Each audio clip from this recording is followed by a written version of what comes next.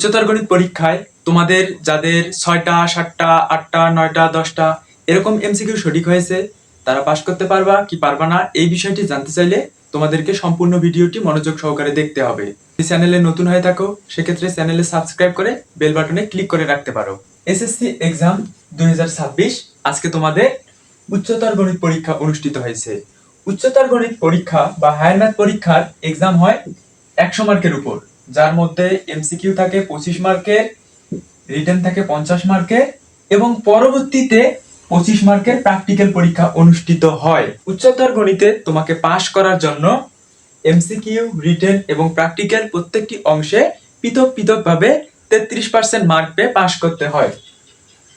MCQ এ 25 মার্কের মধ্যে পরীক্ষা অনুষ্ঠিত হয়েছে, তো এই 25 মার্কের 33% যদি আমরা করি সেক্ষেত্রে মার্ক আসে 8.25, যা 8। অর্থাৎ উচ্চতর গণিতের এমসিকিউ এ পাস করতে হলে তোমাকে কিন্তু 8টা এমসিকিউ সঠিক করতে হবে। উচ্চতর গণিতের এমসিকিউ খাতা এবং অন্যান্য বিষয়ের এমসিকিউ খাতা সবগুলোই কিন্তু মেশিনের মাধ্যমে কাটা হয়। সেক্ষেত্রে মেশিনে কিন্তু সেট করা থাকে যে 8 মার্কই উচ্চতর গণিতের জন্য এমসিকিউ এর পাস মার্ক, তাই তুমি যদি 8 এর কম পাও সেক্ষেত্রে কিন্তু তুমি পাস করতে পারবা না।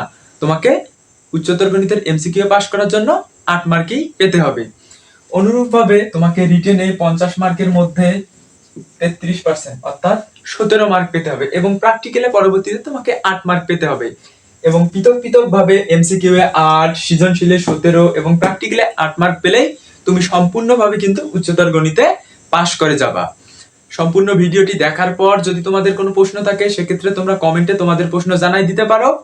আমি কমেন্টে রিপ্লাই দেওয়ার মাধ্যমে তোমাদের উত্তর দেওয়ার চেষ্টা করব, অথবা ভিডিওর প্রথম কমেন্টে এবং ডেসক্রিপশন বক্সে একটা টেলিগ্রাম গ্রুপের লিংক দেওয়া আছে, সেই লিংকের মাধ্যমে টেলিগ্রাম গ্রুপে যুক্ত হয়েও তোমরা তোমাদের প্রশ্নগুলো করতে পারো। তোমাদের সকলের জন্য শুভকামনা রইল।